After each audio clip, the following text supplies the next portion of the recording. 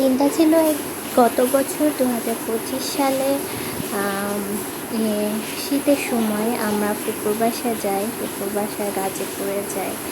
তো বিয়ের পর এটা প্রথম আর কি ফুপুর বাসায় যাবো। আমরা এর আগে যাইনি, মানে আমি তো গিয়েছি কিন্তু আমার হাজব্যান্ড সহ যায়নি। তো এখন আমরা চলে যাচ্ছি।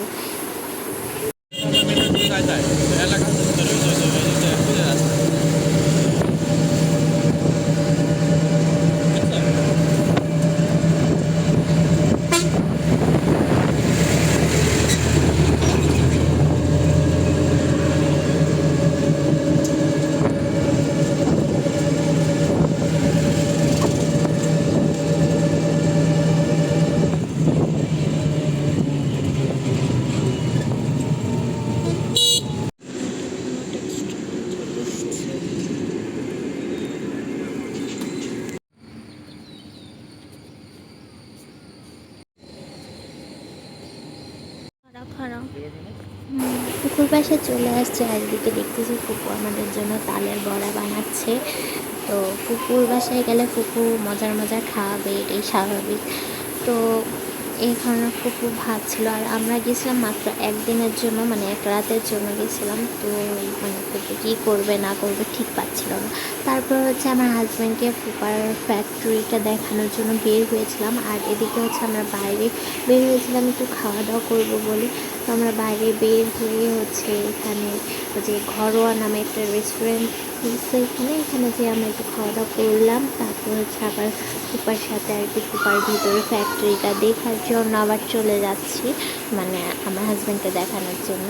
আমি তো দেখছি অনেকবার। তো এটা হচ্ছে মেনলি তুলার ফ্যাক্টরি, তুলা থেকে সুতা কীভাবে হয় সেগুলো আর কি বুঝায় বলতেছিল ফুপা।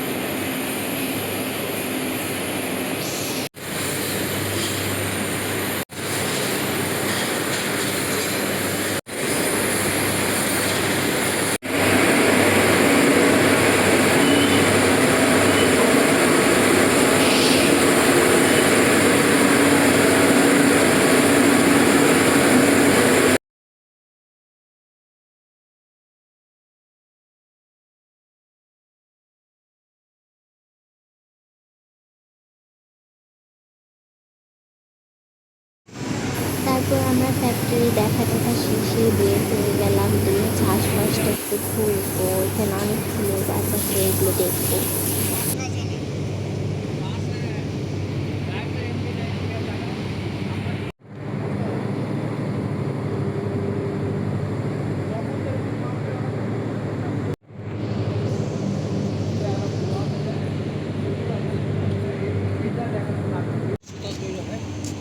যার যেখানে ওস্টেজ হয়ে গেছে গা সেখানে পিকনিক করে দিই, খাওয়া হয়ে থাকে, এসি প্যারা,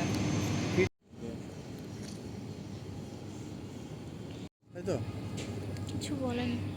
আসা দরকার নাই, তোদের না আসলে তোমার আসলে আর ভালো চলবে।